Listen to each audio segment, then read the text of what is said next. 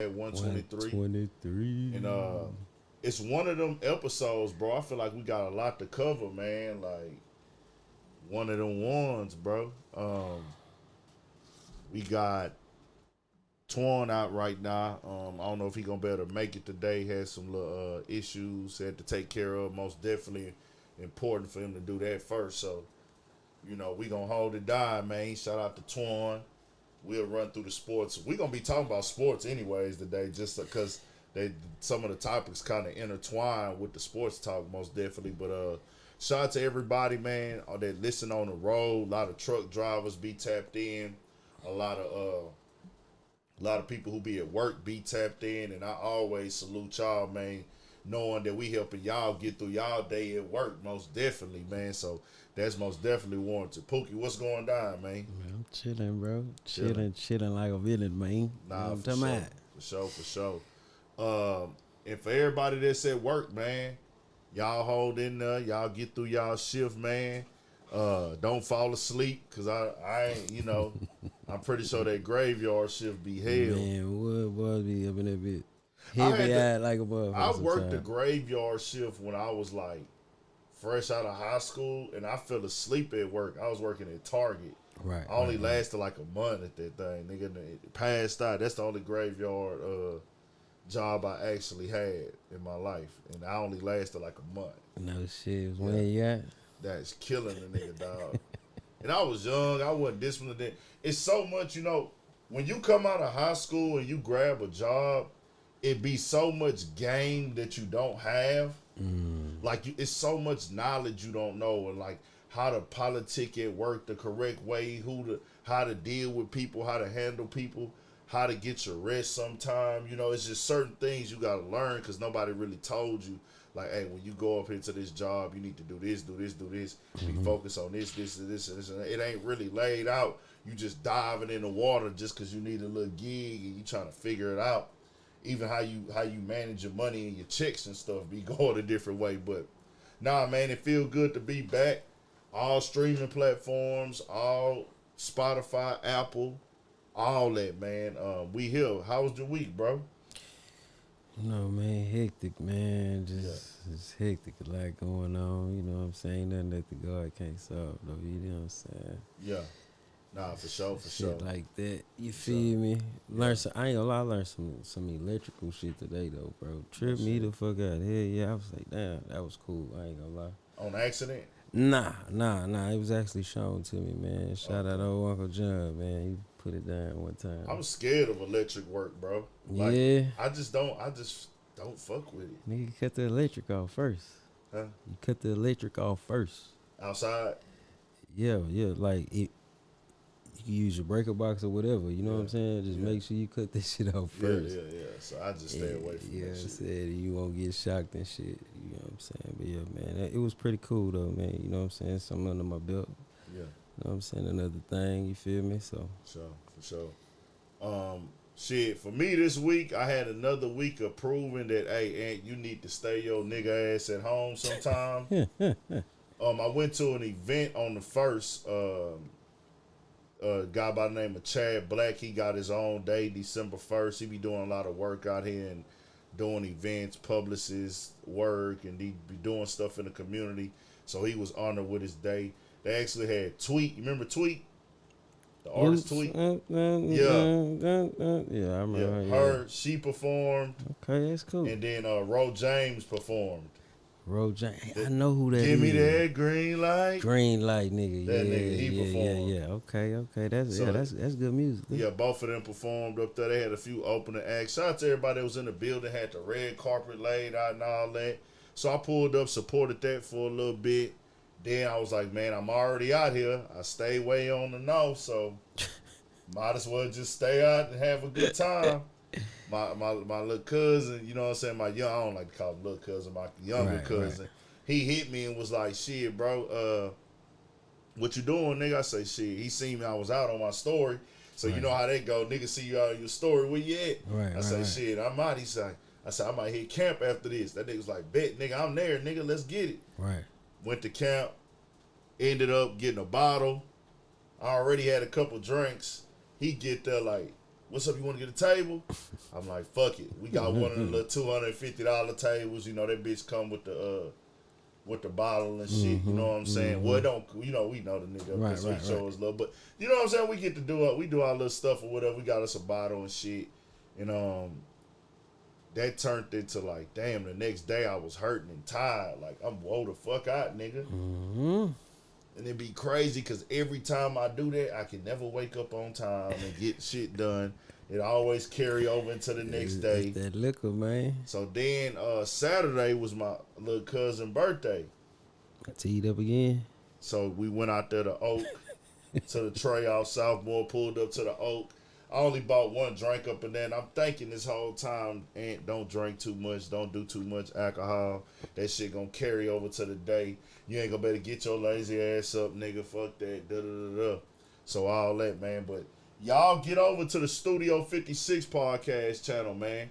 Everybody right now get to the Studio 56 podcast channel immediately. Everybody that's in my live, I want y'all to go over there, hit the like button. Go over there right now. If you in this live right here, Studio 56 podcast, we got the microphones hooked up, the audio hooked up. This was just a pre-show. Go to the, drop that link in there. Drop it in. Yeah. Go to the Studio 56 podcast channel right now, immediately. Immediately. That's what we going to be live at, man. We want y'all to start coming over there, supporting that channel. We trying to get the podcast hosted directly over there. The clip's going to be dropping all week. We got to promote it over here. So y'all get up over there right now, man. The link is finna be up in the chat. This is what we finna transfer to. We finna go through all the topics, man. The Deion talk, this and this and that, and this and this and that. Everything. Goddamn Deion, man. Hey, Deion got him hot, man. Deion got him pissed off, man. Y'all get up over there, man, immediately. Studio 56 podcast. Y'all see the link right there. That's what a podcast about to be. Look, because y'all not hearing through the microphones right now. Y'all not hearing the crisp audio. Y'all just hearing the audio from the room. But come over there. We on the microphones chopping real game. We finna get there. You know what I'm saying? Y'all get over there to that channel immediately, man. Go turn it up. Everybody that's in here right now, Studio 56 podcast, that is the link in the chat. Go click that link, get up over there. Where we at with it? Where they at with it? Go to the Studio 56. That's what we doing the live at right now, man. People steady coming in. We having this discussion on the Studio 56 podcast channel. Yes, sir. Y'all gonna tap in, man. Neighborhood Monroe. Go to the Studio 56 podcast channel. My Everybody that's here. A sizzle. Okay, we got some people coming over there. We finna get up over there. I need some more people in there, though. Hold on, y'all. Sizzle. Sit tight. We bringing some people over here. We need everybody that's in this chat to interact, man. I'll say turn your volume up. Turn the volume up. We need everybody that's over here to interact. We need everybody over here to interact with us, man. Tap in. Yo, what we sounding like? How we sounding, y'all? How we sounding? Let us know something. Studio 56 podcast, man. Make sure y'all here. We want y'all up in there to tap in. We finna get up on the topics, man. I finna end this one. So y'all get over there to the Studio 56. This is how we gonna do it every week. Because we want y'all to come over there to support this channel. What we doing over here. Y'all got to hit that like button. Hit the subscribe. I like that at the bottom, too, man. Good idea. No shit. I was just telling bro that shit outside. You just did that right now, Pete? Bro, with the whoop. Okay. We need that. Shout out to everybody that's here, man. We sounding good now. Bet. We finna end this one. We told y'all, Studio 56 podcast. We about to have the rawest, realest, most respectful as possible conversation about everything going on. So you should have came to the Studio 56 podcast. Get up over there. No, for real. We finna dive straight in, go right in the water, man. Let's get it. Yes, sir. So now we here, bro. So now I went out Saturday, nigga, and was like, I didn't do too much, but it still carried over to Sunday. Then Sunday kicked it with the fam. I talked to my grandmother today. Right. And that was dope. So that's pretty much it for the week for me. Same old, man. Same old. So let's go ahead and get into the stuff, man. We got the introduction out the way. And do that there. Let me take this down. Do that thing, man. Let me take this down. And What's we going on in the chat, man? What y'all living like? Shout out man? to everybody who tapped in and watching and listening, man. We here. Let's dive right in. Let me see what we had first, man. So DJ Pat, we didn't talk about that last episode. Nah. Okay. It just seems like it was so long ago. Shit, everybody talking about that shit. Got to talk about it. He's a well-known DJ out of Houston. DJ Pat was arrested for the shooting of Takeoff. Right. It's still alleged at this point because he has not been convicted yet. I like to be respectful on it no matter who it is. Mm-hmm. The prosecutors and DA have said that they matched this up now through the surveillance videos, other footage that was sent to them, also ballistics. Yeah, ballistics, number one thing. Fingerprints left on a wine glass on the scene. They said the camera footage showed him like leaving, getting in the car and things of that nature. Did you see what they were saying that on the footage that they got him actually pointing the gun at him? Yeah, yeah. That shit crazy. Yeah. So I don't know. I have to wait and see it. I've encountered with DJ Pat before, had conversations with him, don't know him, like know him. I know of him. We've talked before, but I don't, the energy I got from him didn't seem that way, at all. Most definitely, I'll say that. But I believe in innocence until proven guilty in these situations, but he has been charged with the murder. There's different layers of things to take from this. And like I said on Friday, I think one of the major things, the first thing that we got to notify is that, rest in peace, Takeoff, the legend, the last rocket, the family man, besides the rap superstar, the people that are affected by this loss, most definitely, man. That's the first thing. That's the most important thing. Then also the other two people that was shot on the scene. Mm-hmm. And that's another thing. And us as a whole getting better about how we communicate, how we interact with each other, us diffusing situations instead of somebody losing their life and somebody going to prison for life, possibly. Right. So when this news first hit, I was shocked. I'm not going to lie. Man, it stunned the world, man, because, Well, Houston. Yeah, for shit show. It stunned Houston because I ain't gonna say the world, bro, because the world didn't know him as, you know what I'm saying, like that. Nah, but see, the thing is just the whole Migos attachment. You know what I mean? Yeah. I think that's what made people be like, damn, him. You know what I'm saying? Because it's like he the quietest one. So. Well, no, you talking about him being killed? Yeah. I was just talking about DJ Pat getting arrested. Oh, DJ Pat. Yeah. Well, I don't know the guy. Yeah. You know what I'm saying? That's why I was speaking. I heard of him through just shit, but I mean from what everybody that I talked to said, it's like everybody's surprised for real. Everybody's surprised. Yeah. I'm talking about I done got calls, people like, man, nah, that ain't him, bro. It can't be him. Yeah. He ain't this, he ain't that. But I'm just like, shit, niggas change like the weather, man. You talking about some old shit, you know what I'm saying? When y'all was kids, I'm like, shit, niggas change like the weather, bro. And also, too, we don't know the reasoning. It's no reason in these type of situations, an argument I think breaking that's the biggest question. What you think? Why? Like, what was the reason? Did something spook you? Did something else happen? That's why I keep saying from day one, let's wait until all evidence comes out. Let's wait until everything get displayed before we jump the gun. And that's why I've been updating it and things of that nature, because there's so many theories. And I just said it's probably the day that I'm just going to chill on really updating until it's some super heavy stuff to talk about, because it's so much shit online with that. It's niggas just dropping videos on it every 30 minutes. What, bro? So many scenarios and theories and conspiracies. And that stuff is really just kind of like watering the facts down. Because the facts are really just the facts, and it ain't really too much to discuss on it. Bro, I believe it is like the Lil Cam guy, right? Yeah.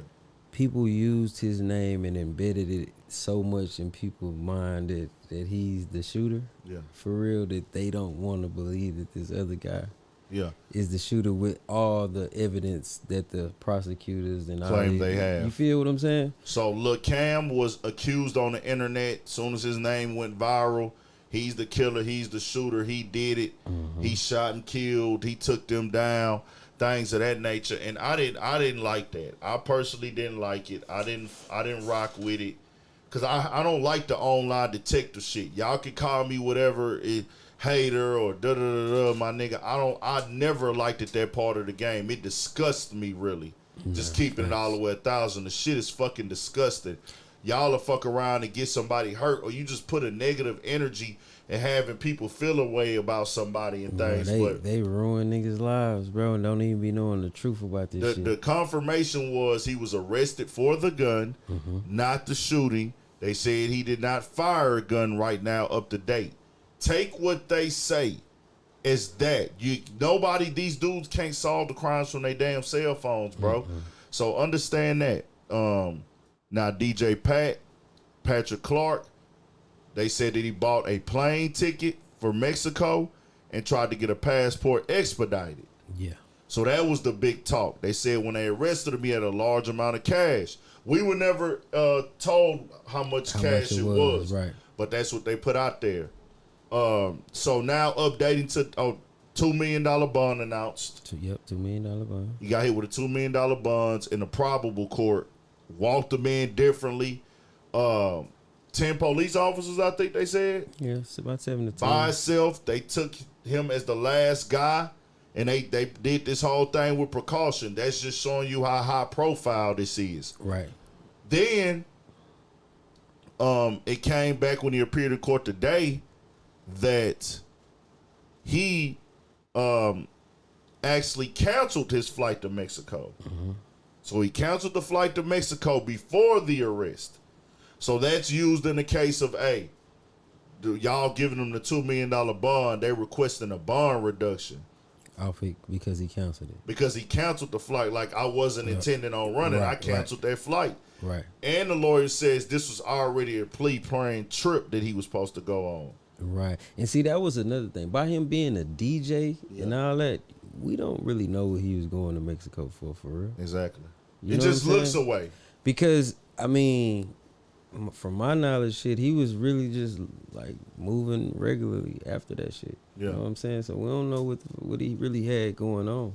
And when you put it out there like that, when you put it in the light and you say, hey, he bought a Mexico ticket and he tried to get his passport expedited, it sounds away. It does. That's just like the whole thing with he got a body. He caught a body back in 2017, 18. And people putting that story out there like he just gunned the person down. But if you take the time and just look at it and go read it, because it's out there, it's public information.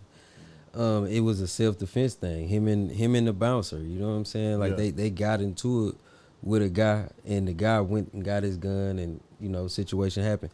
So it's just like they trying to make him to be this other shit, because just think about it. From what people in Houston saying about this guy, and then y'all trying to say he killed a nigga back in 2018, but then it's just like you reading this shit, it's like, okay, some ain't adding up with that. You know what I mean? It's and that's like, why that shit just tripped me out, how boys just running with that narrative right there without even really putting out the whole story behind that. And that's why I like to put out there too, bro, innocent until proven guilty, man. So we got to wait and see. Also, the other thing that they addressed in court today, the Prince family lawyer wanted their name removed from his bond restrictions, and that happened today.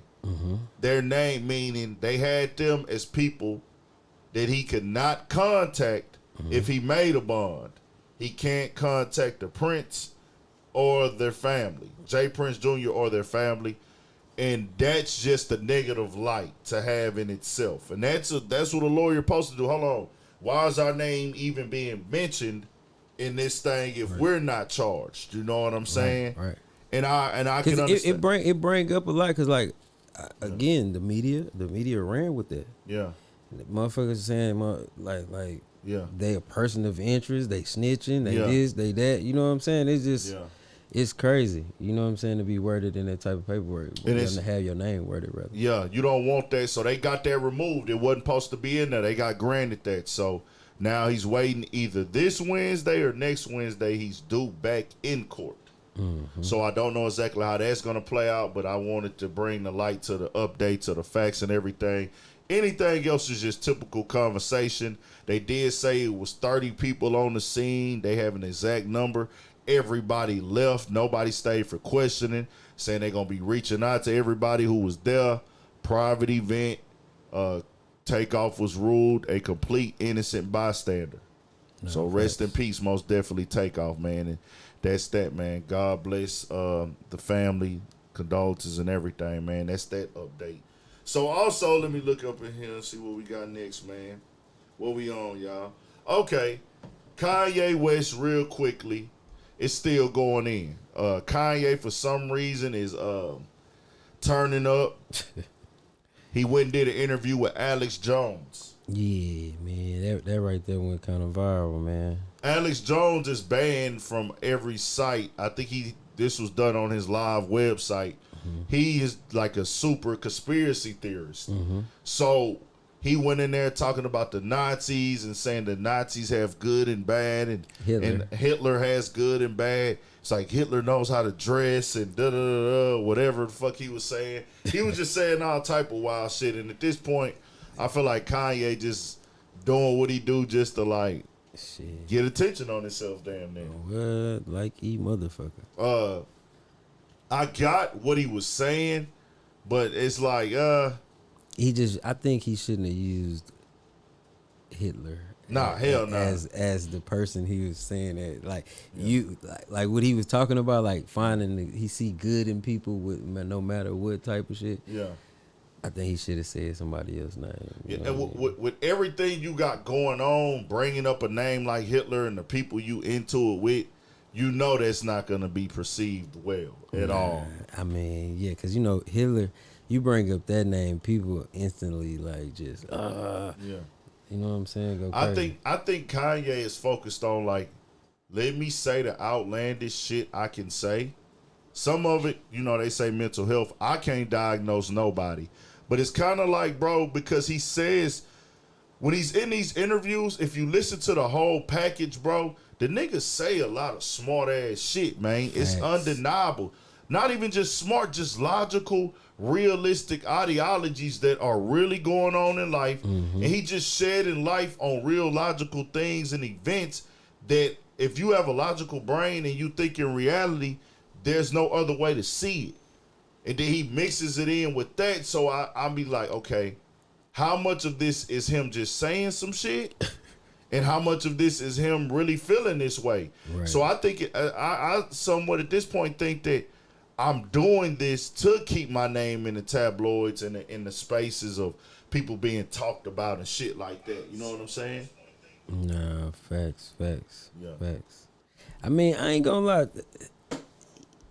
He kind of, okay, you know how, like, and I'm not saying they got anything to do with each other, but you know how, like, some people listen to Charleston White, he say all that shit, and then people be like, oh, but he said this in the midst of that shit. Mm-hmm. It's kind of like the same thing, but he just on a different level. Yeah. You know what I'm saying? He ain't with all the nigga shit, you know what I'm saying? Yeah, facts. So it's kind of like the same thing, you know? Yeah. I feel like Kanye just one of them people, bro, would eventually make sense in the end. They did announce him and Kim are officially divorced. They agreed to their payments and everything of that nature. So it was kind of entertaining to hear him say too, like, man, I was having threesomes at the beginning of the year, man, and porn made me do this with my marriage, and that shit was entertaining. I ain't gonna lie, dog. That nigga had me rolling with that shit. That nigga crazy, man. Dog, crazier than a motherfucker. So we'll see what happens with Kanye, man. This the interview. It's all online. If y'all want to go check it out with him and Alex Jones, man. And like I say, you can't take everything too literal with him, because, you know, he gonna talk his shit. Then he did this interview in a full fucking mask. Nah, facts. He had a full fucking mask on the whole time. And then fucking they also had talked about it was something else they had talked about heavy in there, but we shall see. what happens with that with Kanye West, man. Yay 24, go, man. Nah, facts. Yay 24, let's get it. Mr. Stun on everybody here. Yeah. So let's get into the heavy topic of the day that popped off last night. Boosie called out Gabrielle Union, man. I still ain't see her, like the video with her talking and shit. Let me play that for the people now. Let me hear that shit, my damn. That time that Boosie called out D Wade's son, Zaya, I think they changed the nigga name to.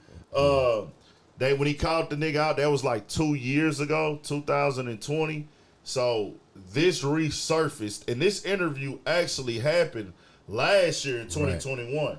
When she said this, but it resurfaced, and I guess you know how shit get online, and Boosie caught wind of it, and this is what he said.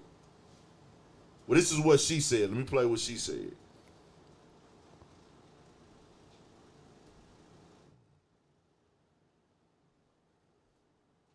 Hold on just a second. Here it goes, coming up.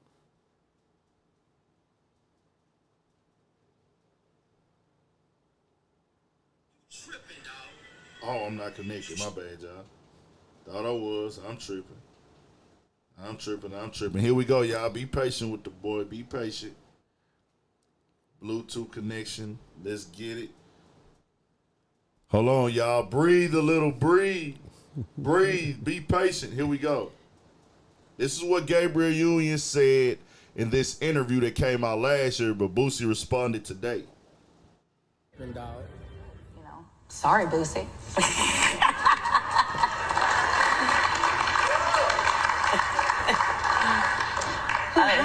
He's so preoccupied. Yeah, he is. Very much so. Almost like thou doth protest too much, little Booze. I'm gonna look. You got a lot of dick on your mind.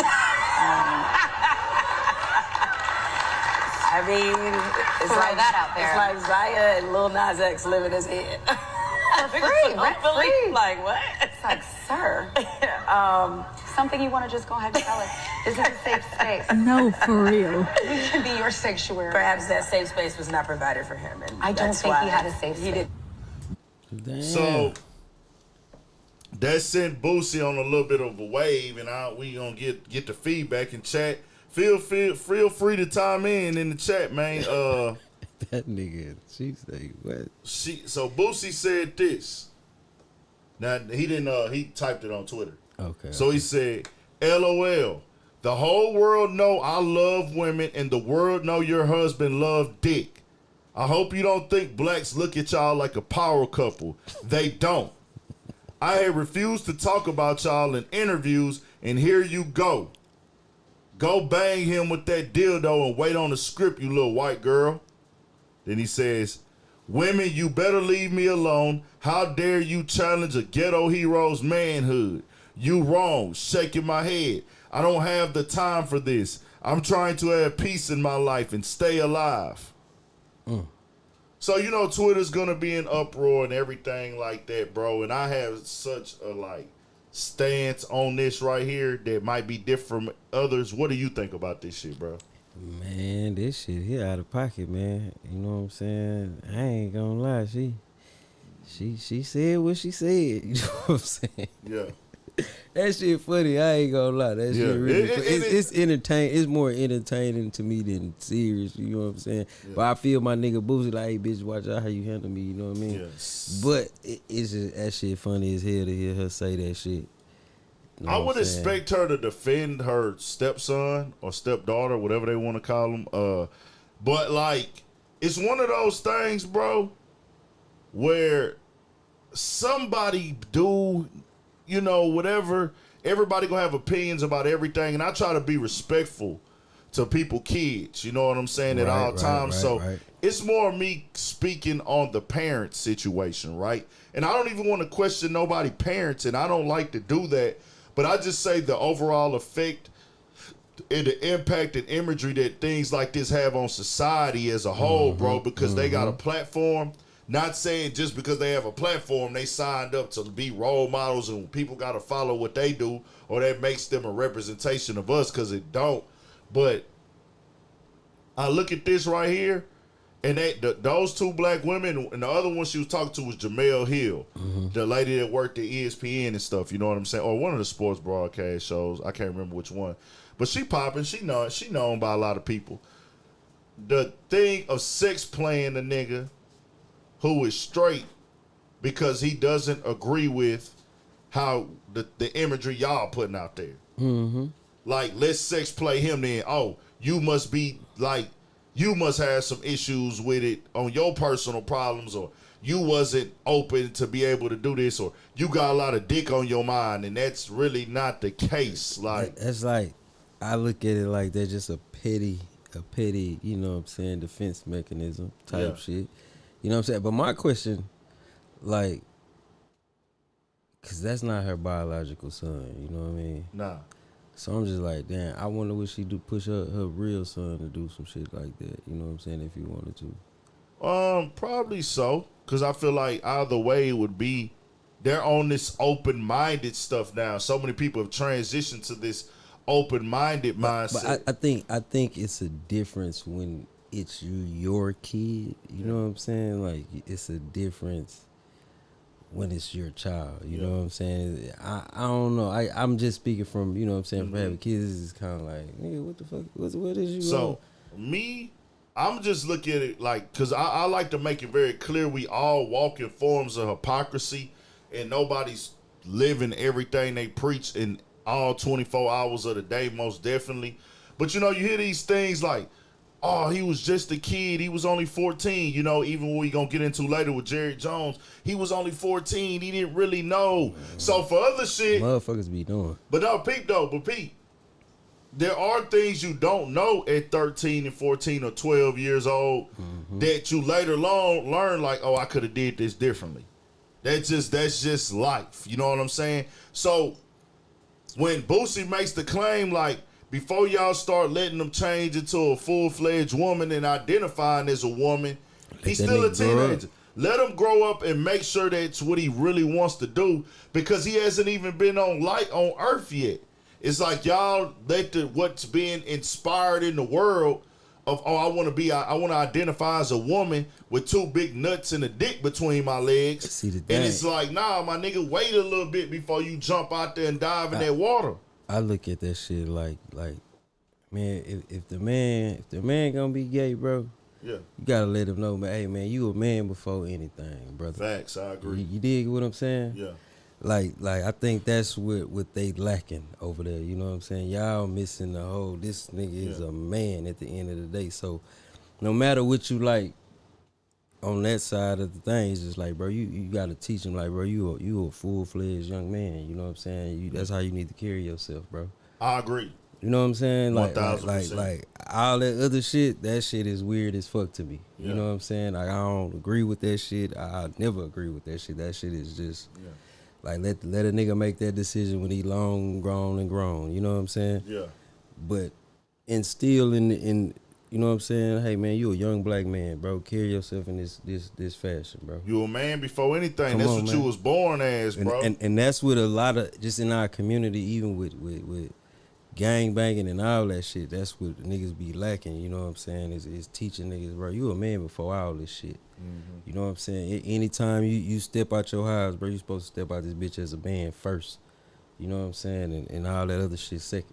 You know what I'm saying? So nah, that's big facts, bro. You have to step out as a man because, bro, like you gotta have some type of code, and I feel like they really just taking the codes out of our everyday morale, our everyday decision making. It's like, hey, let's be open to every single little thing and things that don't even really make logical sense. Like, they want to take the identity and the names off of everything, bro. And it's kind of like, so damn, what happened to the family structure? Like, the family is gone now, and this and this and that. And like I said, bro, people have a right to be with who they want to be with. I'm not here to tell you you can't be with a man and you a man. I'm not here to tell you vice versa with a woman. But I'm just saying, take it as for what it is, and let's stop trying to rewrite everything, because you can clearly see it doesn't matter. At the end of the day, two men cannot have a baby naturally. You have to go through some scientific shit, and you still can't do it scientifically. You're going and you're not having natural reproduction. So guess what y'all are having? Y'all are having science babies. Your babies are lab projects. Aliens, nigga. Fuck is you talking about? That is some alien mutant. Y'all are X-Men having shit. science babies. Fuck Y'all you are talking having about? test tube babies. Y'all are not having Them natural niggas children. Them niggas is foreign. So that's just what I put out I'm there, just bro. saying. And also, before we move on, I want to address the hypocrisy. The hypocrisy that is placed on black men that are straight. And they just executed that right there. And I can't wait till I'm able to get on a platform. And I'm going to always do it from here or from this platform or whatever to say that our people, especially our black women, they brainwash them, bro.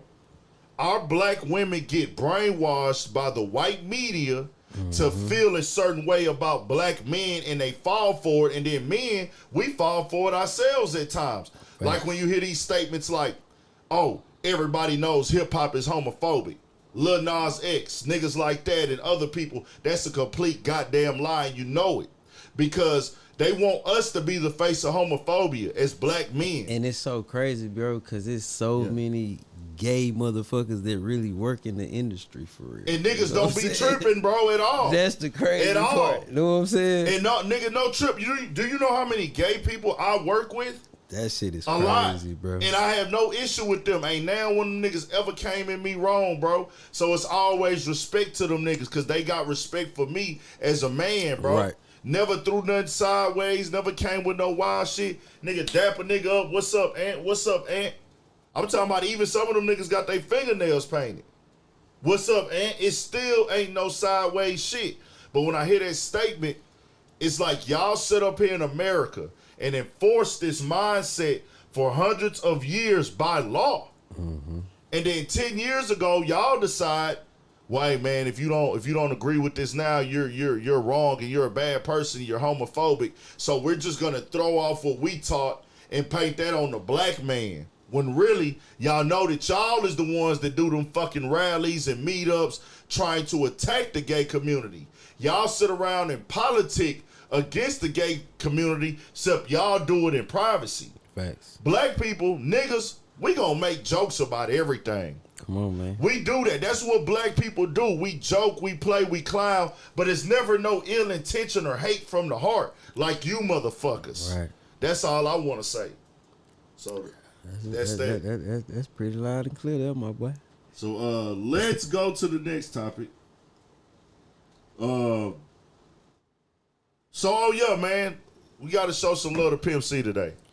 Young Pimp. Pimp C, goddamn. death date was yesterday. Also, Fat Pat the legend birthday. Damn.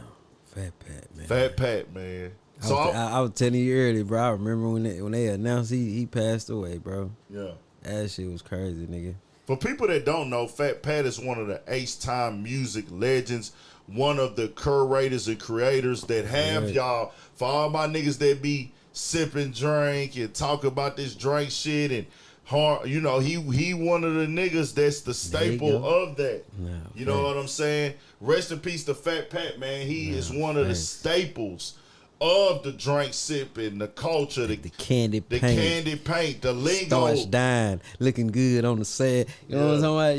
Yeah, all that old shit. Here, he one of those ones, bro, that really was able to put the format and the pillar into our culture. Most definitely. We got so many more, but his birthday just passed, so I want to make sure when I thought about it, we gave him his flowers, man. My favorite DJ Pat freestyle of all, I said DJ Pat, my bad. No, my bad. not my that bad. guy. Not DJ Pat. My favorite Fat Pat freestyle of all time, bro, I'm going to have to say, and I say freestyle, because he got so many hit records, but I say the freestyle is that him and Kiki that been around the world. Been around the world. I done been around the world, and I've been player hated. Yeah, him and Kiki got a freestyle on that bitch, man.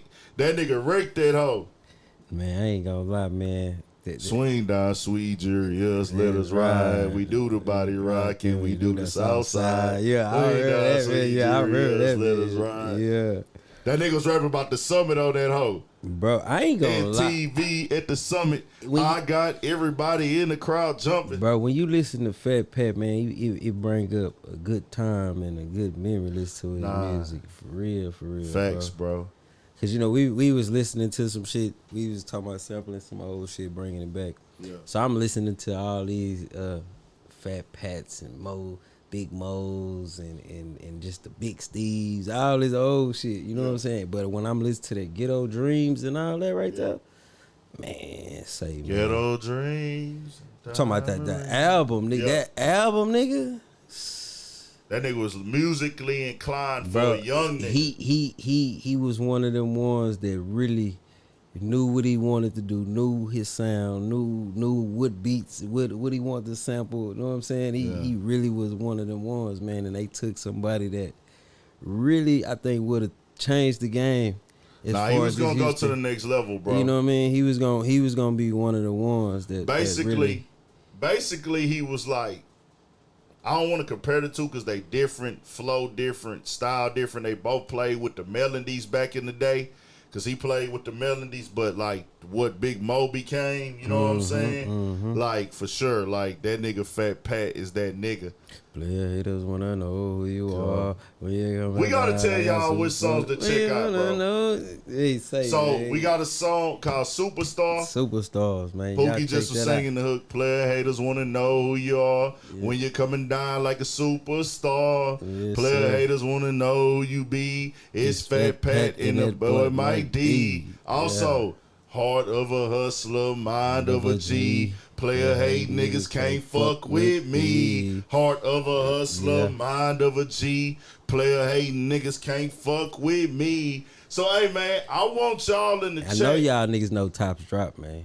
Tops drop, tops keep dropping. Bro. Yeah. If anybody, Body Rock, shout out Marcus Body Brown. Rock, That's what I was gonna tell anybody from the chat. Body Rock, yeah, man. I was gonna tell anybody from the chat, bro, if you know anything about this, make sure you get tapped in, nigga, and let the people know where to go check out some of this Fat Pat the Legend from, man. For real, man. We gotta check that out, man. And that's what I be saying, like, you know, with the podcast, bro, we doing a good job of it, though, talking about the Houston shit. Facts. We making sure we keep this Houston inclusive on this topic. Yeah. Just don't want to make everything Houston know, but we got to talk about this H-Town shit for the people, bro. Nah, DEA, man. Dead in Alliance, man. Am I a player? Yeah. Playing these hoes like they was Sayer. Shout out to everybody in the chat, hey, man. Shout out Scrooston, man. What's up? What? And check out Fat Pat, man. That shit comes from back if in you the day. only knew, nigga, that was one of the ones you play with your little old. You feel me? Yeah, I'm a player. Yeah. And you know, Pimp C, of course, man. You know, him dying out there in LA. Yeah. I remember. Now that's one death I remember. Nigga, I was on Beltway 8, man. My friend called me, nigga, that one of my colleagues. I was on Beltway 8, nigga, and they called like, nigga, Pimp C died. Nigga, Pimp C dead. Yeah. Cut on the radio. Yeah.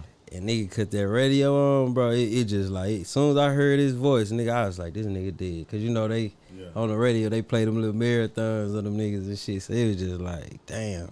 When Pimp C died, I was on 59, cause I stayed in Humble at the time.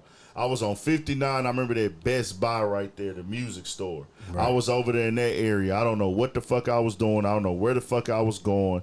But I do remember that's where I was at when he died. And we was just all talking about it like, damn, Pimp C died. What the fuck? Like, bro, we was on side of Beltway 8. Yeah. Nigga, in a Mustang. Nigga, that hoe had went dead, nigga, on some shit. I remember it was cold. Facts. I remember it was cold that day. Facts. And I was just like, damn. And then I remember showing love, 50 Cent. I remember 50 Cent getting on the radio somewhere and talking about it. He was like, man, I know it's hard for Houston right now, man. They lost Pimp C. They lost hard Texas, for Texas. Nigga. That's what he said, Houston and Texas. He was like, man, I know they going through it down there right now. So, you know, one thing about Pimp, bro, I just feel like the game would be different if Pimp C was still alive, bro. Nah, People in the chat, what do y'all think? Because he was a hell of a producer, bro, writer, didn't nigga rap his ass off, you know what I'm saying? He was just all around musical for real. Yeah. Just terrible loss, bro. That was a terrible, terrible, terrible loss, bro. I love that nigga production so much, bro, because that nigga was dope as hell. And you know what look, so while we on this, shout out 3-2. Cause nigga, I learned so much over this past 2 weeks for real. Damn near about 3-2. He just fell in my algorithm. So bro, I did not know like that. I seen the One Day You Hear. Somebody put that One Day You Hear, Marcus Brown. Yeah. Nigga, did you know 3-2 produced that, bro? Didn't know that. 3-2. Never knew that. Yes, sir. One day you hear, that beat and shit. And then he produced that, bro. He produced a lot of shit. Nigga, I ain't even know that old whole Snoop Fly style, that wow. Nigga, that came from 3-2. Yeah, I had seen that somewhere before. Bro, I did not even know that. I saw that shit somewhere before. So man, shout out 3-2, man. And I think he gave him the flowers for that. He did. Yeah, he did give him. That's why I noticed it. I didn't know that. Yeah. That shit be crazy. Niggas don't be knowing bro, that bro shit. just said he birthed Snoop Dogg lingo. Yeah, facts. Yeah, man. 3-2, man. Shout out 3-2. Nah, Bandemic got a great point right there. If Pimp, I said, man, think about if Pimp C was in here as vocal as he was, or how would the game be? And it said he would be outspoken like Boosie on social media, but wiser and more mature, in my opinion. Nah, facts, bro. Nah, he definitely would. Because it would have been a lot of it would have been a lot of. I feel like the independent game would have been something different down here. Yeah. You know what I'm saying? Because he was already dropping them gems, bro, and like facts. A lot of niggas was saying that older rappers didn't give game, and it's just like really what niggas be saying.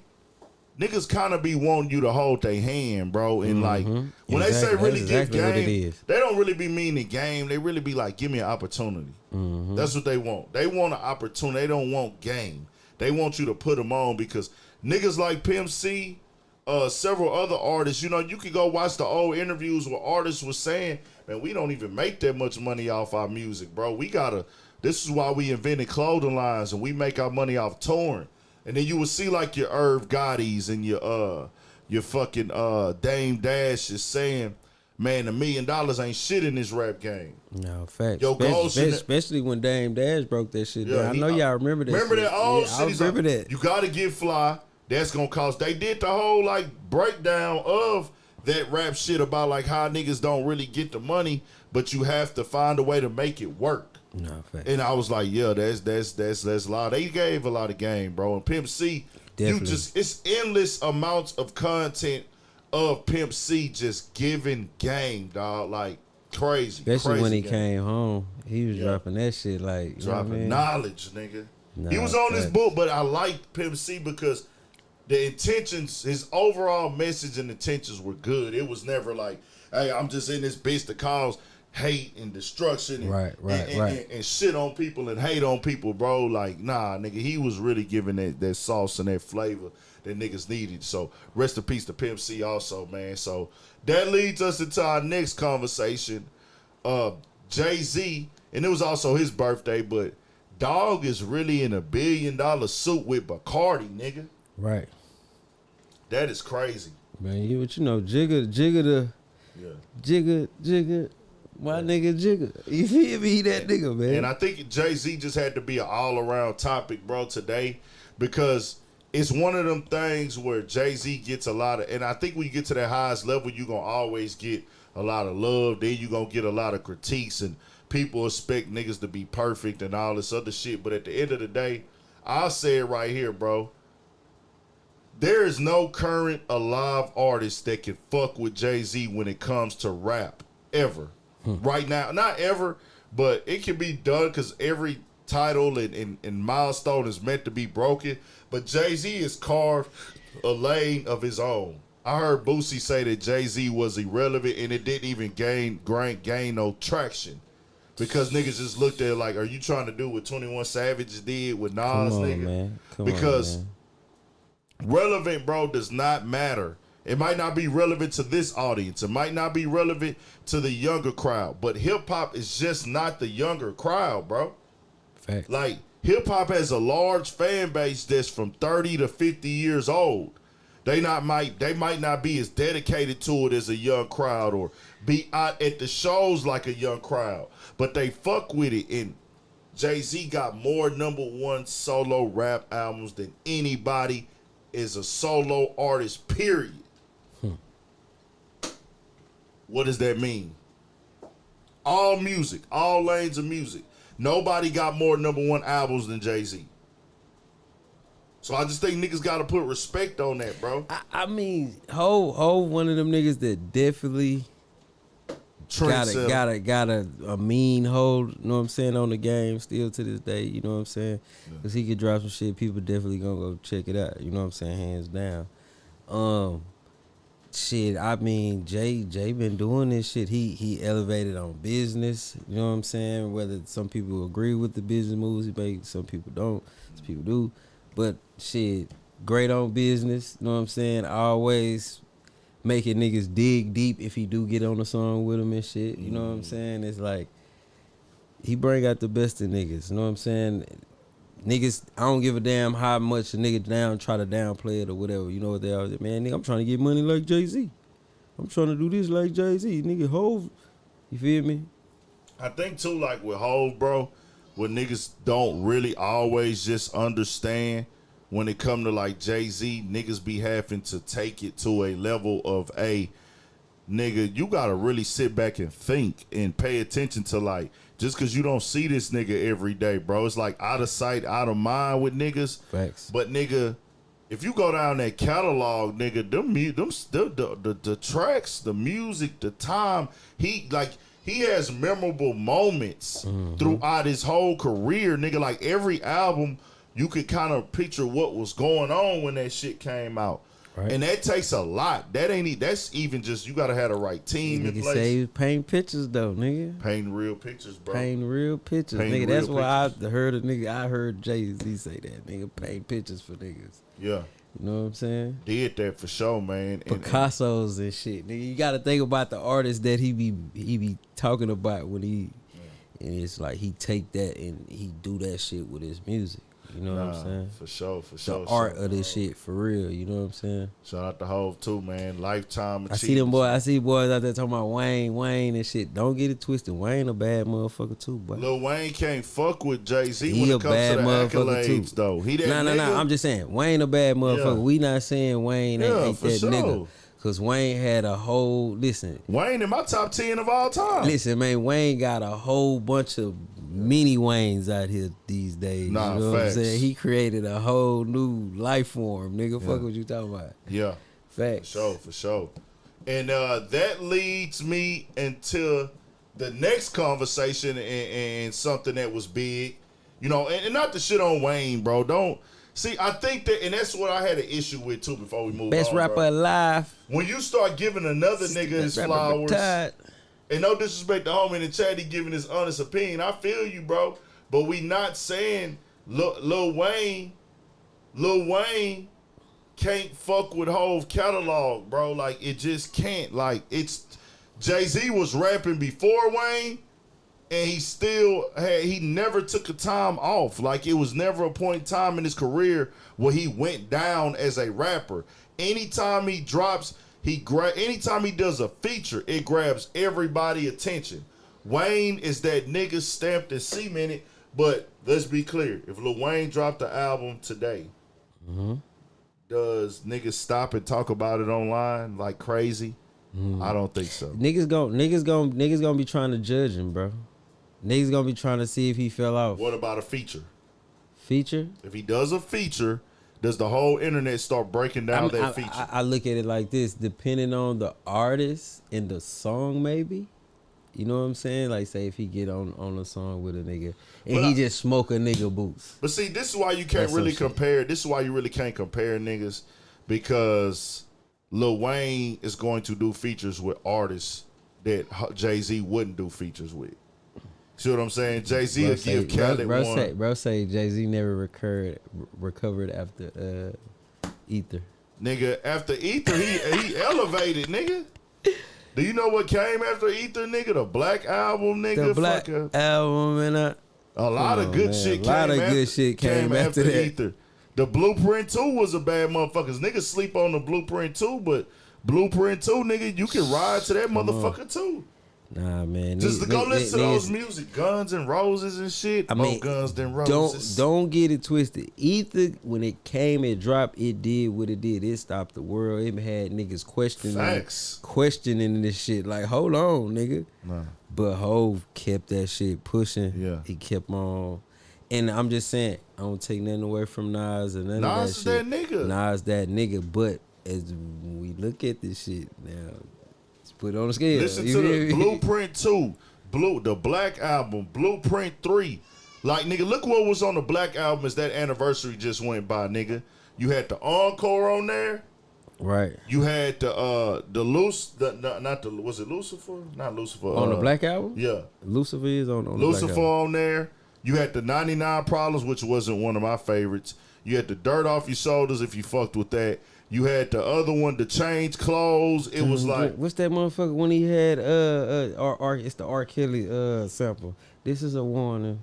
I can't remember. It was like 6 songs on there that were singles, bro. Hey, that was hard, boy. Yeah. Nah, Jay-Z just, you know what I'm saying? Like, that nigga nice, bro. And I don't even justify my thug. Yeah.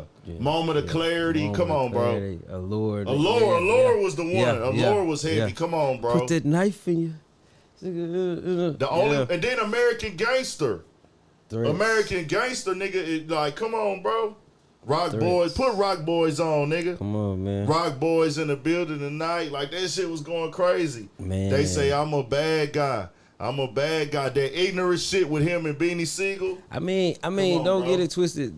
Jay had niggas rocking boot cut jeans and all that shit, just like Wayne had niggas rocking skinnies and shit. Jay had niggas in school getting button ups. It's all there. This shit is all there. Niggas you can go back and see this shit. You know what I mean? Niggas started rocking. Niggas started wearing the beanie with the little brim on it. You remember that beanie? Yep. Niggas started doing that. Them bitches popped up in all the corner stores. All the corner stores, like nigga. out of nowhere, niggas was not wearing that bitch. One video, nigga. Facts. Then he did the button ups. You start seeing niggas throwing on them ugly ass button up shirts with the bullshit cufflinks on them and thought shit. They was clean in the Get them hoes like they was like 2 for $30 at Supermarket niggas was shit. sweating and shit, looking crazy. Looking crazy. Easter Sunday looking ass nigga. So nah, shout out to Wayne too though, bro. They wasn't no knock on Wayne and no other artists, but it's like we gotta give Wayne, you gotta give Hov his shit. But I did want to talk about that $1 billion shit, bro. That's crazy. Like he got trying to get his bread up out of Bacardi and shit that they own.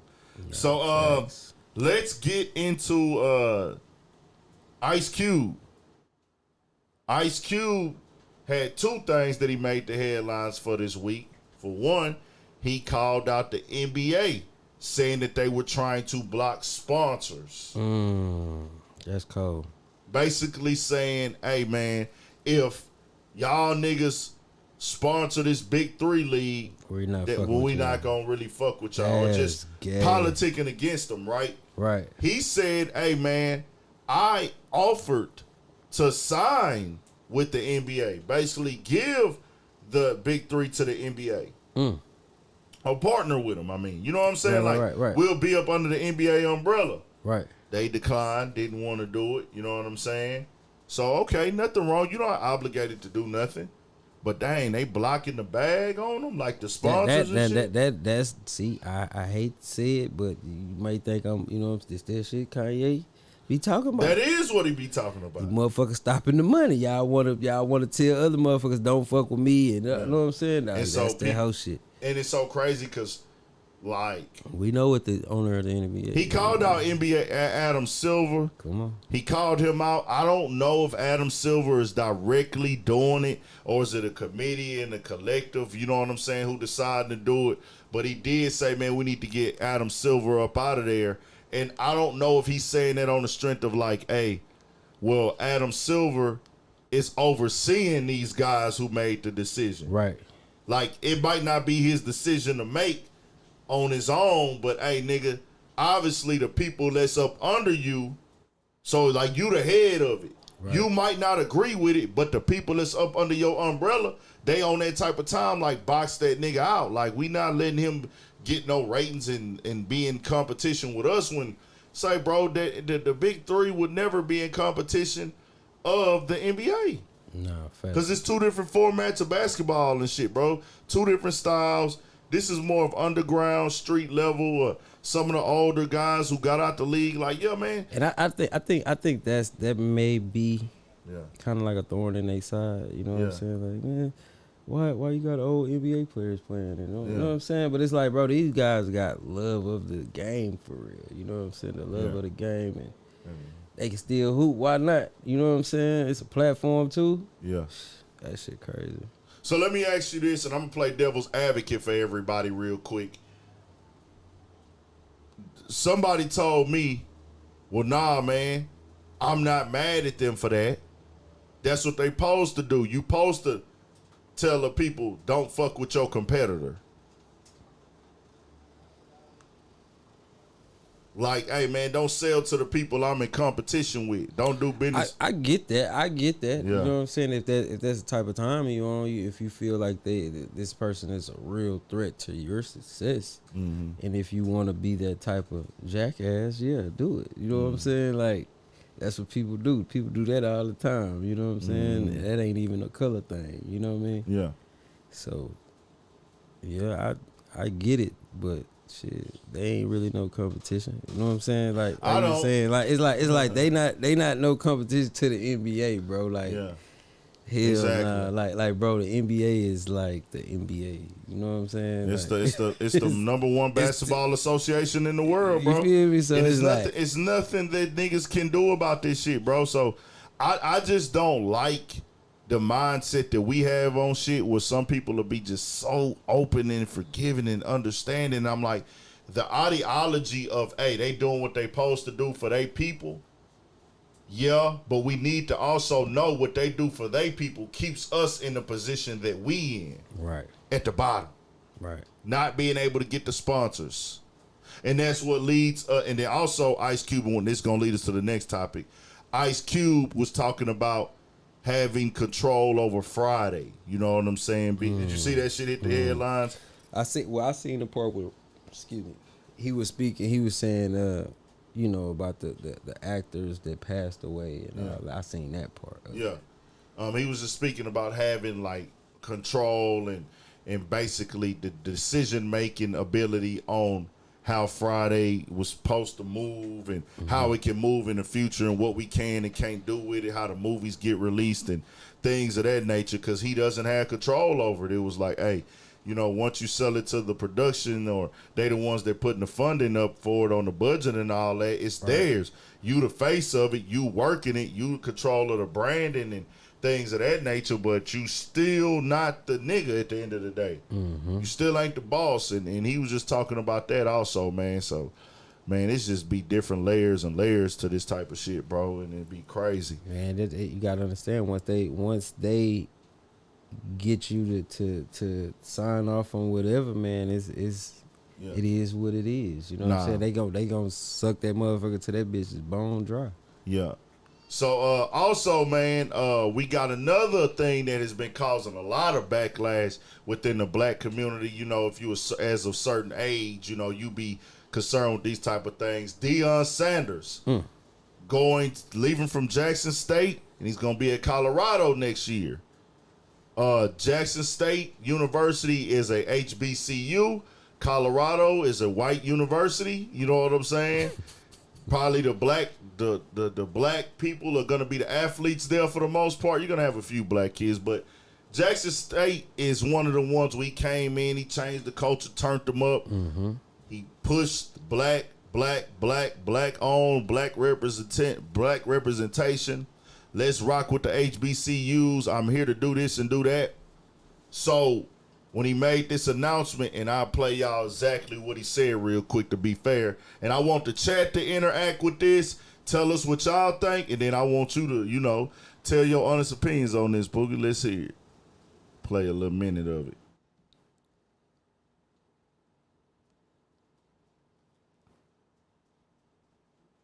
y'all been hearing the rumors and everything that's been transpiring around about my whereabouts and what I'm gonna do. And I like for y'all to hear it from me and not from anyone else. It is what it is. Either in coaching, you get elevated or you get terminated. Ain't no other way. You either elevated or terminated. And it ain't no graveyard for coaches where they die at the place. It don't work like that. They either gonna run you off or you gonna walk off upon your own recognizance. I've chosen to accept the job elsewhere next year. I'm gonna finish what we started. We're gonna dominate. I'm gonna be here to that end and that conclusion. And then when that conclusion, we will move on. Now, what I don't want you to do is thinking something is better. I know y'all been hearing the rumors and So, you know, what you think about that, bro? Shit, the man gotta go with his move, man. You know what I'm saying? I mean, he did what he did. He did what he could do for the school. You know what I'm saying? It's just one of them things like, you know, we had a good time, you know what I'm saying? But the party over. I'm finna go over here. I gotta go with my move. You know what I'm saying? That's how I kind of, you know. You know, he changed the program around, most definitely shed some light in the whole HBCU community, brought the publicity there, brought the swag there for the mainstream with the way he talk, his energy, perception, him even being able to come and get hip-hop support, you know, Lil Wayne coming to the games, you know, Wallow and Gilly always there and shit, you know what I mean? So it's just a lot of hip-hop support and different people who was there supporting Deion, man, and rocking with him and rocking with what they had to offer. And it's two sides to it, right? The one side, and we'll talk about that first in chat. Y'all put y'all honest in there. We'll read some of them on here in just a second. But it's one of those things where the Deion Sanders situation is a clear example to me of what we at in the world today, right? When you look at Deion Sanders' move, it's a display of I can't get to the next level unless I go get down with the mainstream whites. I think that's that, right? Like the HBCU, the resources that the HBCU have and the black colleges have, the white colleges have that more. And that's not by accident. That's actually by design. So what Deion Sanders' situation showed us that, hey, my nigga, don't ever get it fucked up. That, nigga, you got to go down and get with them white people to get that bag in most forms of life on that next level. So I do want to acknowledge that first in itself because it's bringing awareness to that. Facts. But a lot of people just took it as, oh, he'll sell out. But nah, look at the awareness side of this, of what happened with Deion.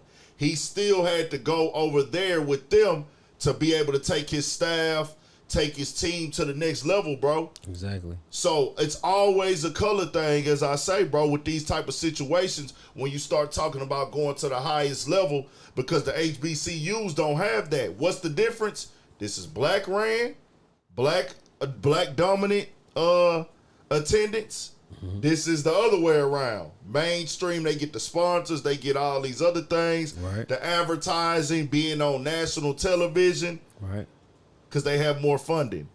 So that's what I looked at that shit as, bro. One of them type of things. That's just me.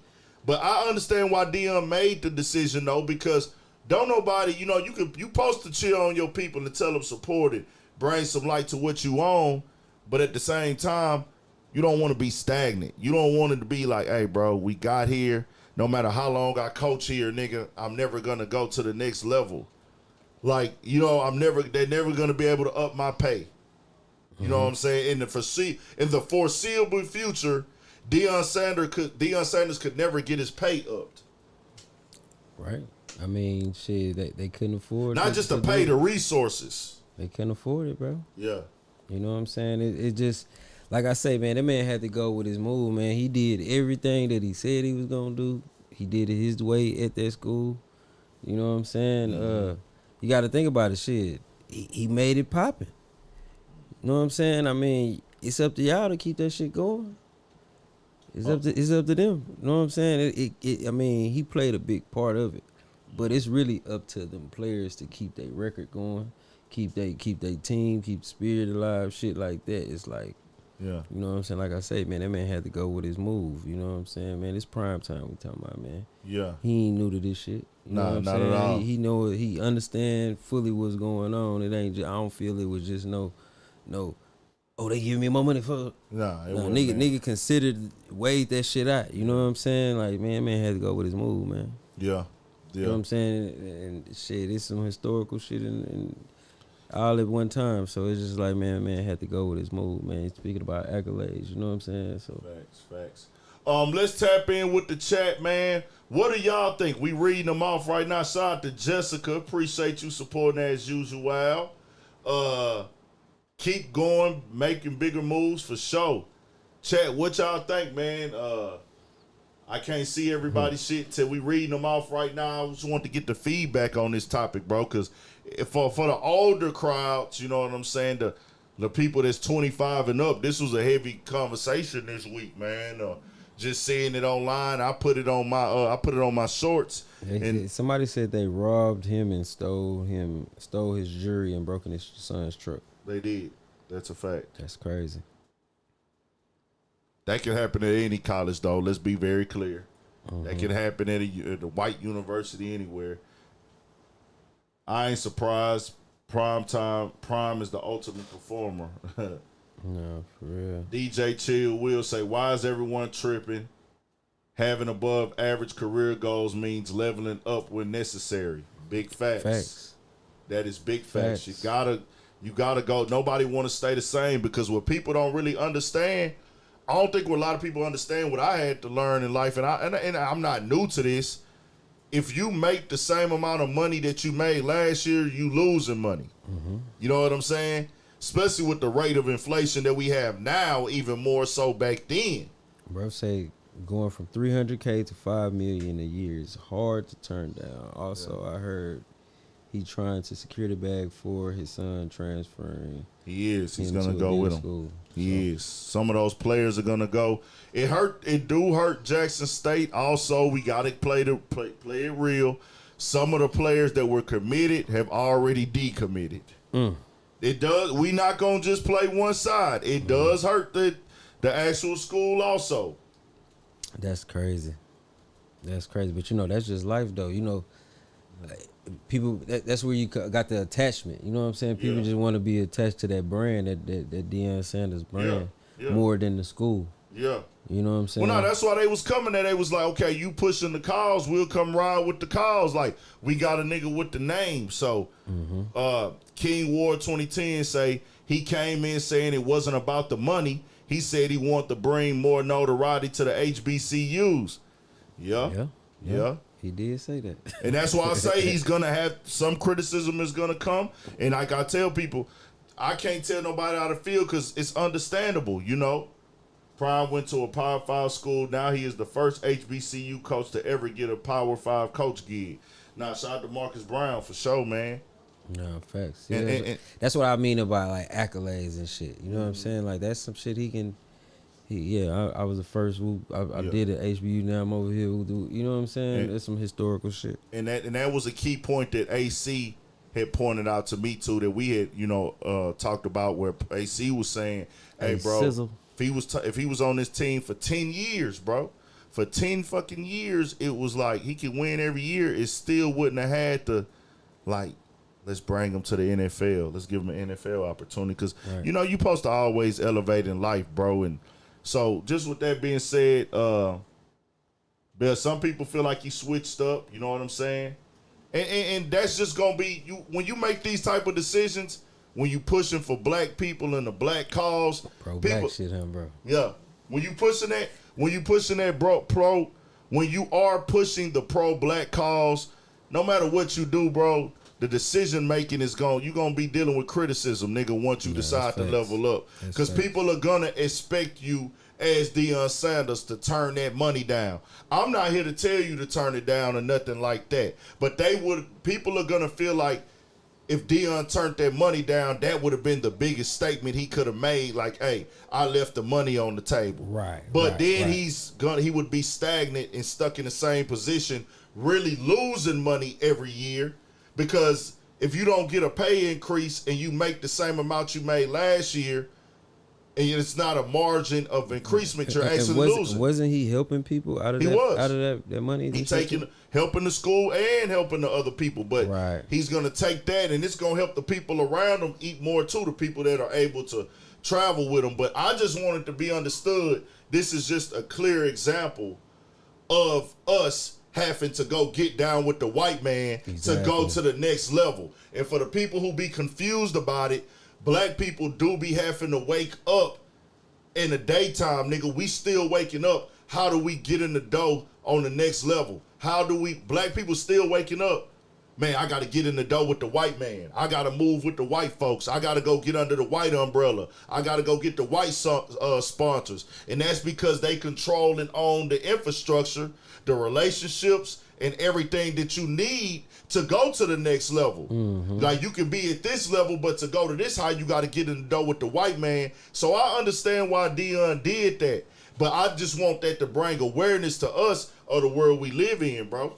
No, facts. Yeah. Facts. And shit, hey, like you say, the awareness need to be, you know what I'm saying, what really need to be focused on for real. Awareness, my nigga. Instead of all the hype shit, you know what I'm saying? Exactly. Because a lot of it, in our community, the hype shit always oversees the real shit that we need to be really taking in and processing just to bring awareness. And it's just like, because the awareness will have you passing awareness down to your children, to the next generation. Because, nigga, it's a lot of shit that we didn't know growing up. A lot of shit our parents didn't know growing up that we are able to actually look up and see now in real time and understand how shit work behind the scenes. So that's what I be wanting to put out there, man.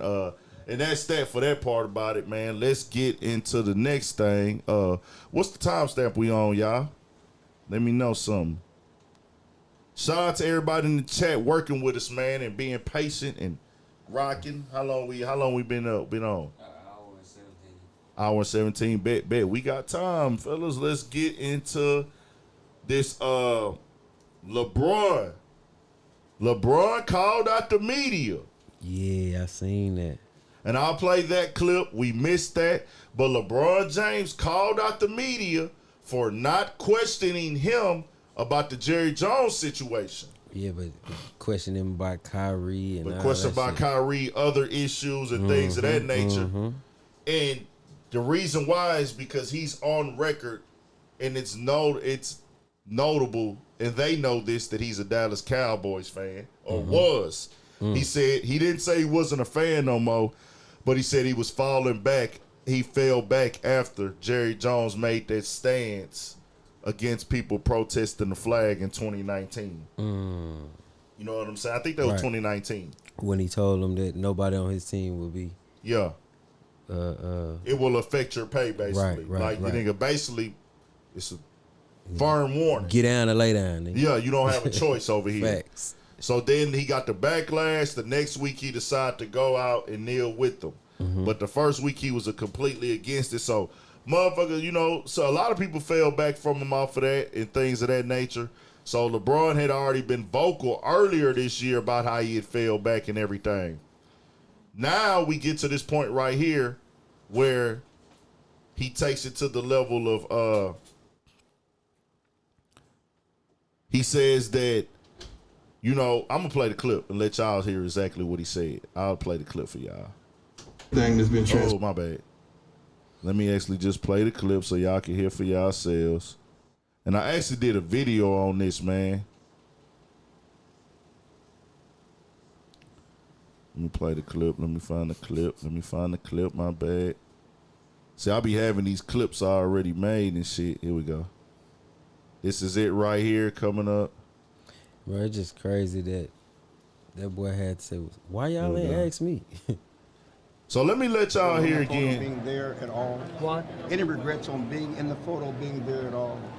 Well, I wouldn't have just dug that up for sure. I mean, seriously. But that was curiously I got criticized because I was more interested in how I was going to be punished by my coaches and everybody for being out front, but nobody there at the event at the center. Jerry, do you understand the perception that people have of you standing there? Because that was not exactly a welcoming committee that day. Yeah, I sure do, and I understand that. And I've just understand it. Yes. So for the people that look at that, So that was Jerry Jones' statement, y'all, where he was talking in circles. I think that y'all clearly could see he chose to not answer the question, Talk not all to the way around co-sign that or bitch. denounce it. Him standing on front line against desegregating schools. This means you're on the side of racism based off of skin color. Now, the entire country was ran and operated by law that way at that time. Segregation based on skin color. So let's go to the point what LeBron said about it. Here we go. This is what LeBron When said. I watched Kyrie talk, questions about that. Wondering why I haven't gotten a question from you guys about the Jerry Jones photo. But when the Kyrie thing was going on, you guys were quick to ask us questions about that. Okay. Hold on. And I don't even want you guys to say nothing. When I watched Kyrie talk and he says, I know who I am, but I want to keep the same energy when we're talking about my people and the things that we've been through. And that Jerry Jones photo is one of those moments that our people, black people, have been through in America. And I feel like as a black man, as a black athlete, as someone with power and a platform, when we do something wrong or something that people don't agree with, it's on every single tabloid, every single news coverage. It's on the bottom ticker. It's asked about every single day. But it seems like to me that the whole Jerry Jones situation photo, and I know it was years and years ago and we all make mistakes, I get it. But it seemed like it's just been buried under like, oh, it happened. Okay, we just move on. And I was just kind of disappointed that I haven't received that question from you guys. Appreciate it. LeBron dropped the mic and walk off, did not allow them to ask the question. So that was him taking a stance on just basically showing the hypocrisy. What y'all think, Chad? What you think, Pookie? Shit, he was right. Just like I said, just like we said, we talked about it, bro. Like, motherfucker gonna sweep that shit on the rug. He ain't apologize. He ain't have no feelings about that shit at all. Jerry Jones, who I'm speaking about, he ain't have no feelings. It's like it happened. Looking at, bro, like I said, He bro. chose business. He chose to take the business route. Exactly. See, don't answer. Hey, I'm not even gonna address it. I'll talk in circles directly. And then on top of that, it's like a lot of people was kind of like making excuses for him. You know what I'm saying? Stephen A. Smith. Like really making excuses is like, bro, what the fuck, bro? This is a historical picture. This is a scene that's been etched in the minds of my kids, nigga. Me as a kid, motherfuckers before me gonna be after me. This gonna be always there, bro. So it's like, bro, you never denounced your actions. You try to play it like you was just like I was a kid, but nigga, you knew that day what was going on. When you walked out your household and your little friend Johnny and shit, y'all all gathered up. Y'all all knew what the fuck was going on. So all that shit is like a bunch of excuses, bro. And LeBron, he had every right to put that shit out there like that, and I was standing 100% behind him, bro. I also want to play Jerry Jones' response Hey, did to you hear what LeBron said. Herschel Walker responded too? What the fuck did he say? He was talking mad shit. About who, LeBron? LeBron. Yeah, okay, we'll address him later. I got to figure out what the fuck he got going on because I didn't really even check that nigga out. Bro, it'd be hard to be able to make all this content every day. To me, Herschel Walker is just an old school cat that, you know what I'm saying, he playing the Republican shit right now. And He just going with his move. You know what I'm saying? I never really paid attention to what these niggas. Herschel Walker, I knew him for playing football in the jersey. That Throwback is it. Herschel Walker. That was it. Right. You had a He clean throwback. definitely not in my era. I don't know nothing about You just him. I just know you had a hard throwback jersey that got mentioned a lot, nigga. You know what I'm saying? Other than that. Right. That boy say that type of action is what got Emmett Till killed. Yeah. So, I want to play Jerry Jones' response to what LeBron said. If I'm tripping, chat, tell us I right now. didn't even know he responded. Tell me if I'm tripping. Here we go. This football team, but monitoring across the rest of the sports landscape. I was curious if you heard about what LeBron James said about media disparity, and not that long ago he had said he's not particularly a Cowboys fan anymore. Did you hear what LeBron said, and would you have any interest in meeting with him and chatting with him? Well, first of all, you have to hear me say how much I think of LeBron. And I couldn't, I don't know of anybody I respect anymore. I don't know of anybody that has taken every opportunity he's had and maximized it. He not only is an absolute great ambassador for sport, he has taken sports, he's taken his venues and used those platforms. I want to be sure that you know where I'm coming from.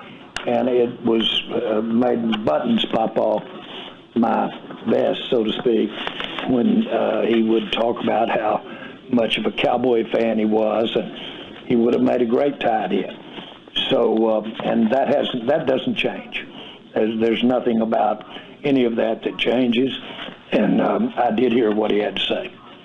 Did you have any, I guess, general thoughts about, I mean, I know all the praise. Did you have any general thoughts about what? I'm just giving them to you. Okay. Excuse me, I'm just giving them to you there. I just, certainly he has influence and just because of all of the above, his accomplishments, his how he's utilized his sport, how he's utilized his platform, how we have done it.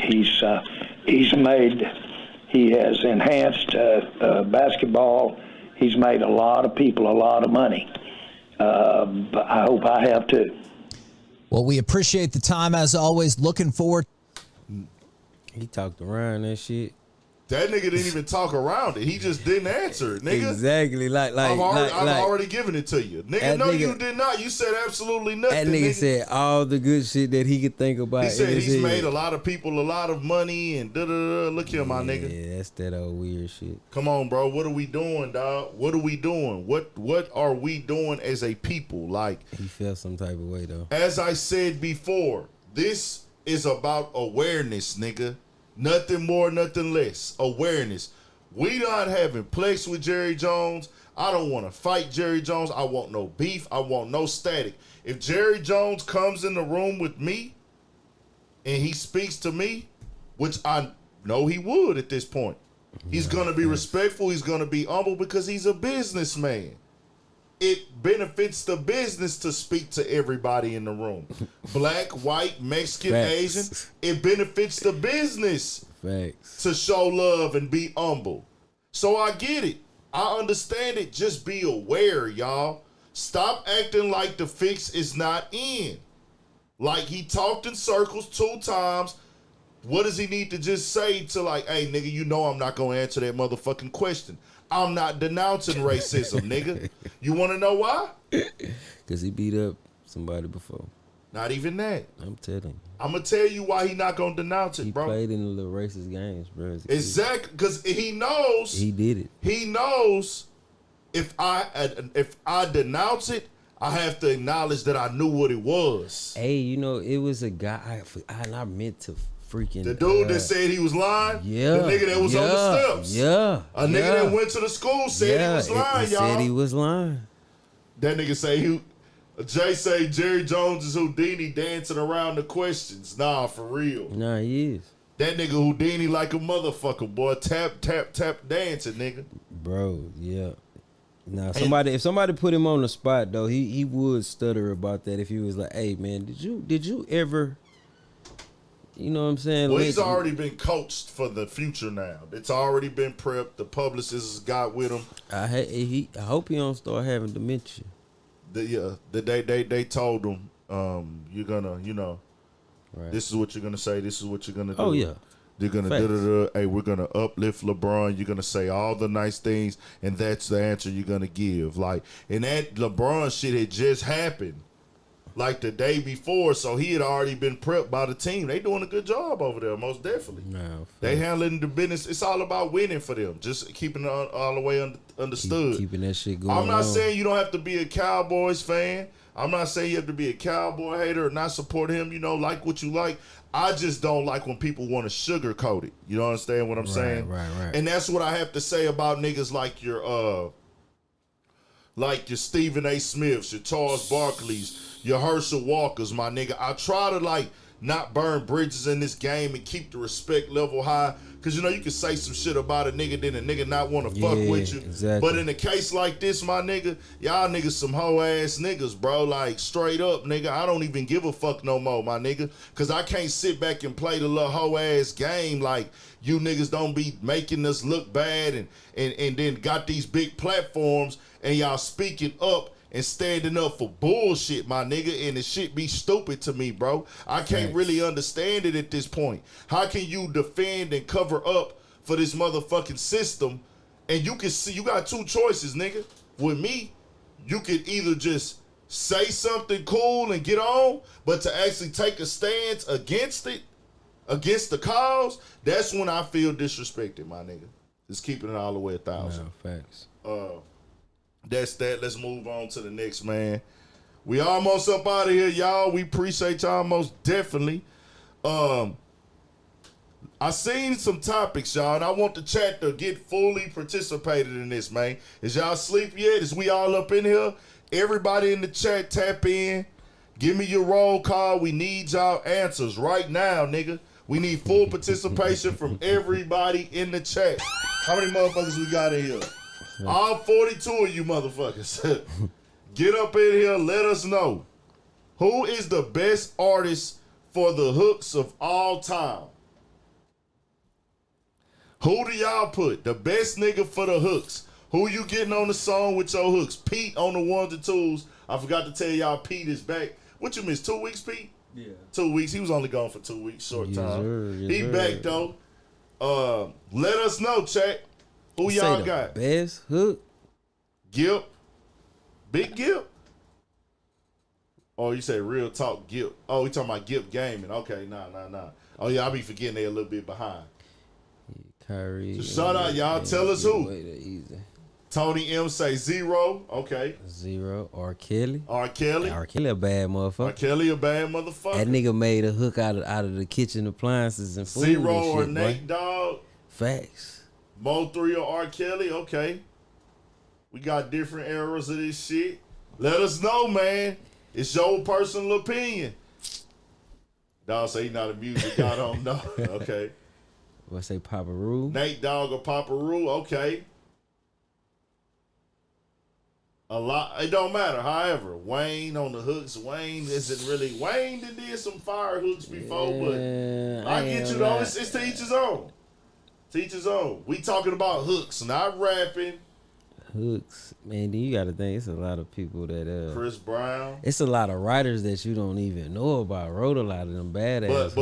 But we talking about the deliverance, the performance of the hooks. I'm talking about they even got the Oh, you talking about they sung on them, but they didn't get their notoriety yet. Right. I'm 0 or Rihanna, Big T. I'm talking about the ones that the writers, nigga, that actually perform how this shit's supposed to go, and they don't do shit but really mimic it for real.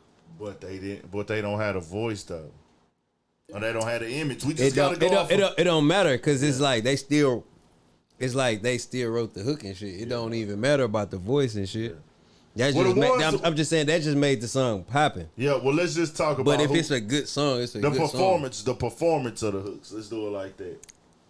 I get what you're saying though. Like a lot of these songs be having writers and that bitch be already put together. Sometimes the producers be doing it. Exactly.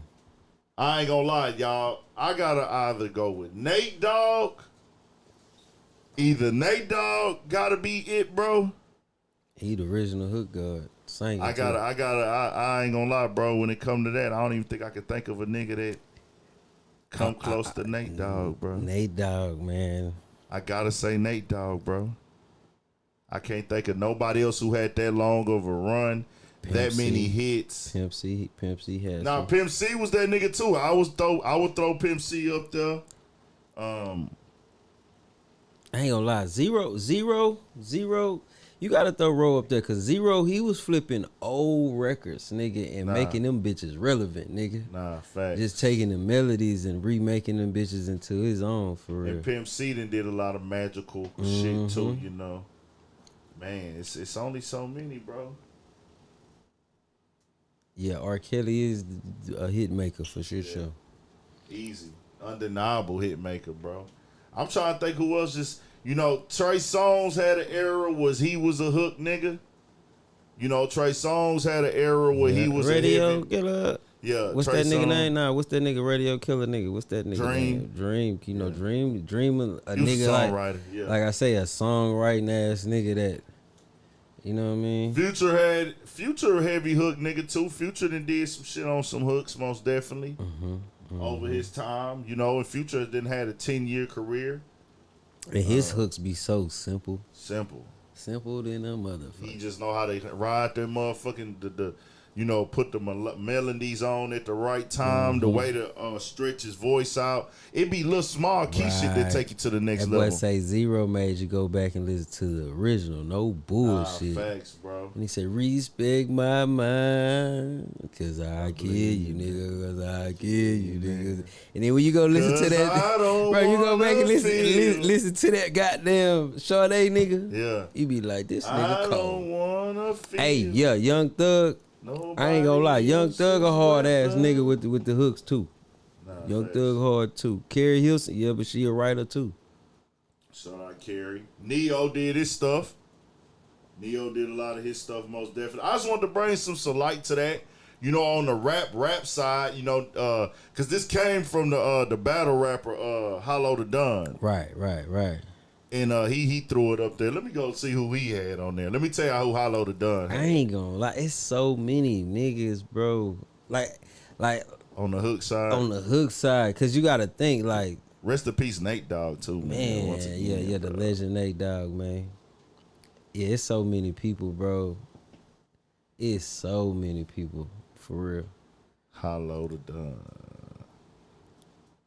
Cause you can't even really, cause you can't single out a song, cause you gonna have to be like. Okay, so he had Drake, 50 Cent. Oh, 50 is a hook god. Future, nigga. Method Man, and Biggie.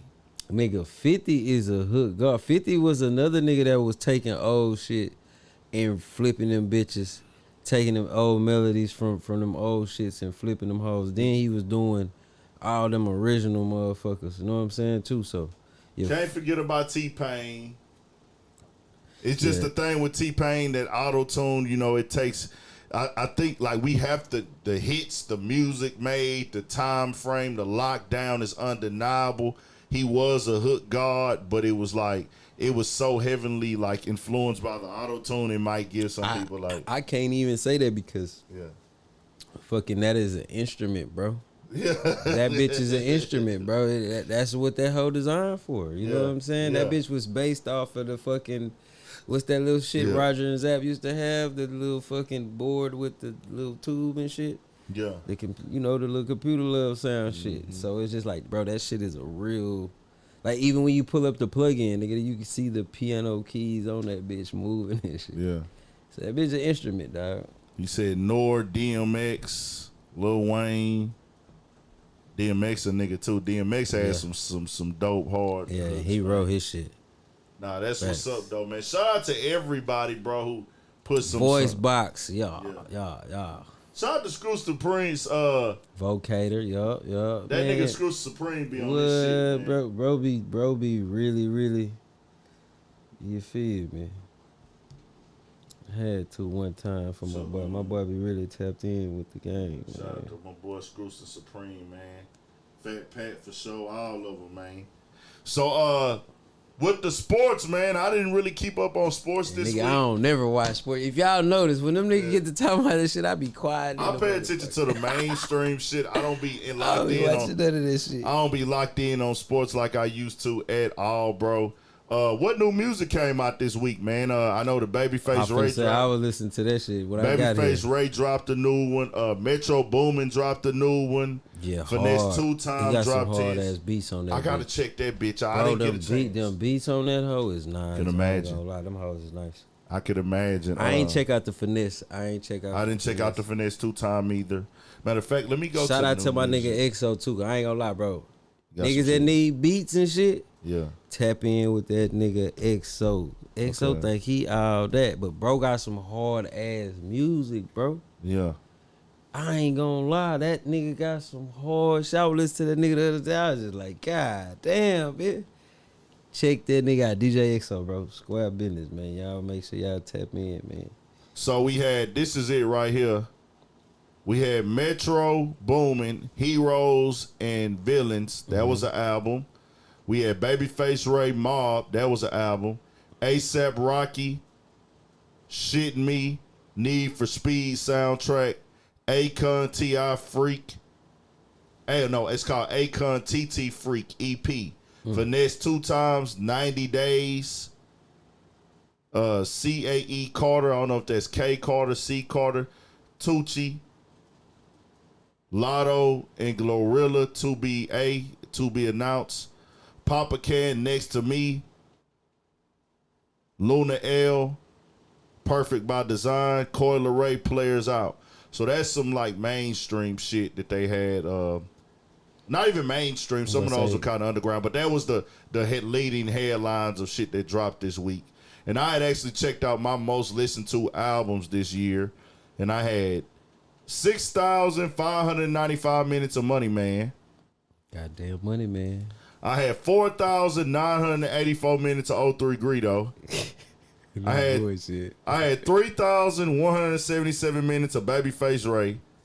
I had 835 minutes of G Perico, and I had 553 minutes of Future. Wow. That should be crazy when you get your shit at the end of the year, dog. I ain't even look at that shit. Yeah, I went and looked at that shit. I got Apple Music, so. Yeah, I got that shit too. I need to check mine out. Yeah. I wonder who's on that list, for real. Because Yeah, I be you never listening know. to a lot of shit. Yeah, they gonna tell you like how many artists you listen to, what was they shit, da-da-da-da. So this shit was crazy this year. I went through a lot of little shit. The Dirty Third movie comes out on the 16th of this month. Yeah. So yeah, it come out on the 16th. I don't know where you gotta go watch it at though. I gotta watch that motherfucker. That You got bitch me interested. Yeah, I ain't you gotta gonna check lie. it out, bro. You That got hoe me is- interested in. Hey, y'all been think Big A. He got y'all a Yeah. view on that motherfucker. I'm definitely gonna watch Yeah, that bitch. for sure. Shit. And I gotta get out that. I gotta get that interview out, bro. I gotta edit it and get that thing rolling for sure. Pause on that. I'm gonna get that interview out with Propane. We talking about his character on that. Peasy. Bro, me sitting down doing an official like podcast interview on a couch, that shit was a fucking vibe. Right. And bro, I ain't gonna lie, it's like, I gotta bet it all on myself because I need that setup with a couch, bro. Like just complete, just locking in, having that full conversation with people. I feel like I'm cool enough as far as like as a person, play enough understanding as a person. I can really vibe and talk with anybody. I just need to have a setup where it can be done at, and the editing, the camera angles, the times, and all that shit to make it work, man. We gonna check it out, man, and we got more shit coming. Make sure y'all are subscribed right here, man. Y'all see the Cash App. Shoot something to the Cash App if y'all want to, if you can. I'll say I was expecting Finesse 2 time to go harder, but I'm still on it. See, the thing with Finesse, that nigga just like, I fuck with Finesse 2 times, but that kind of repetitive a little bit. Yeah, he a hell of a rapper, but the sound kind of the same. Yeah. And I ain't gonna lie, that's why I said shout out that nigga EXO, cause he got some records with that guy. You know, the ones that y'all hearing is produced by EXO. You feel what I'm saying? So. Yeah, he gonna stretch it out too, man. He gonna one thing about Finesse 2 time, he gonna take it to another level too. No, he be not taking nothing away from him, but it just, you know. Yeah. This constructive criticism basically. Like But he doing his thing, man. He did a good album rollout, everything. Shout out Finesse 2 times. That nigga got some bad motherfuckers. Nah, for real, What? bro. For real. And we got more shit coming, more videos, all that, more interviews, more podcasts, everything under the sun, man. We got more shit coming. Y'all subscribe, y'all tap in. Studio 56 podcast. Yes, I know it's some other shit that I needed to talk about today, but man, it's never enough time in the day to really cover every guy. Oh, Rowdy Rebel and Bobby Smurder. Forgot about that. Before we go, so I think we talked about that last week, or did that? Yeah, we talked about it last Monday when Rowdy Rebel went on to the Math Hoffa podcast, which is my expert opinion, and he explained how the situation between King Von and Quando Rondo could have been handled differently.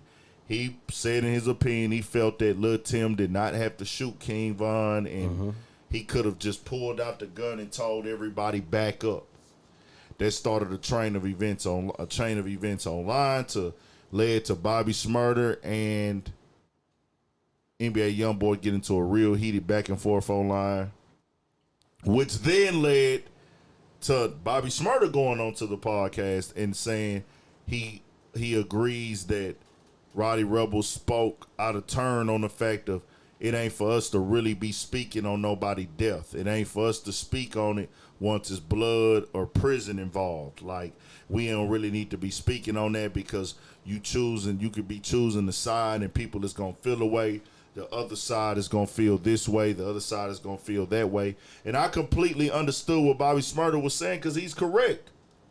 Like, anybody in that situation, bro, most people, if you on that type of time and you living that life, nigga, you supposed to protect your bag or protect the bag. We can't preach. Certain things conflict with each other, right, in the culture. And if you tell a nigga protect the bag, but he don't protect the bag, he not doing his job. That shit just... It's just an unfortunate situation, so that's why Bobby was like, don't speak on it. But Rowdy Rebel went to Instagram today and said, I said what I said. He got to stand on it.